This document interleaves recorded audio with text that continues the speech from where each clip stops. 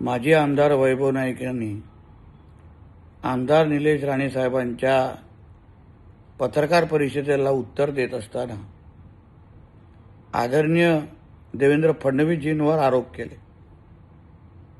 राज्याचे मुख्यमंत्री म्हणून देवेंद्र फडणवीस साहेबांनी या राज्याला शिस्त आणि कायदा आणि सुव्यवस्थेमध्ये हाताळण्यामध्ये एक अग्रेसर राज्य म्हणून आमच्या महाराष्ट्राला पुढे आणत आहेत। आज कुठलाही गुन्हा घडला तर त्या गुन्हेगाराला माहिती आहे की ज्या राज्याचे मुख्यमंत्री आदरणीय देवेंद्र फडणवीस आहेत त्या राज्याला मध्ये माझी सुटका होणार नाही आणि मी अशी हिंमत परत करू शकत नाही, अशा पद्धतीची भीती सगळ्याच गुन्हेगारांमध्ये आज बसलेली आहे। खात्यातले काही अधिकारी हे चुकीचं काम करत असले तरी त्या सगळ्या बाबतीवर आदरणीय देवेंद्र फडणवीसजींचं अतिशय बारीक लक्ष असतं।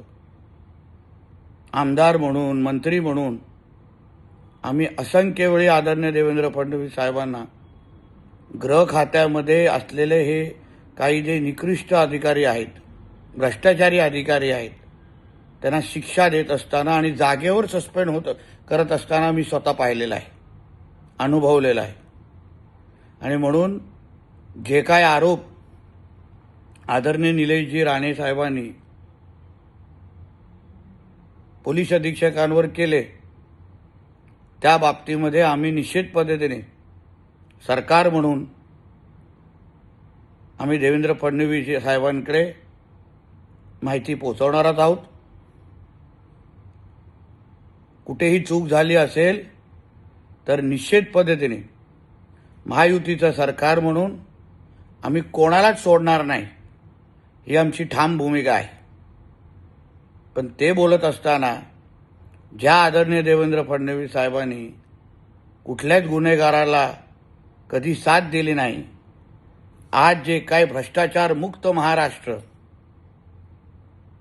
ड्रग्ज आणि गांजा मुक्त महाराष्ट्र, गुन्हेगारी मुक्त महाराष्ट्र करण्यामध्ये आदरणीय देवेंद्र फडणवीस साहेब जे दिवस रात्र एक करतायत त्याला गालबोट लावण्याची हिंमत माजी आमदार वैभव नाईकांनी करू नये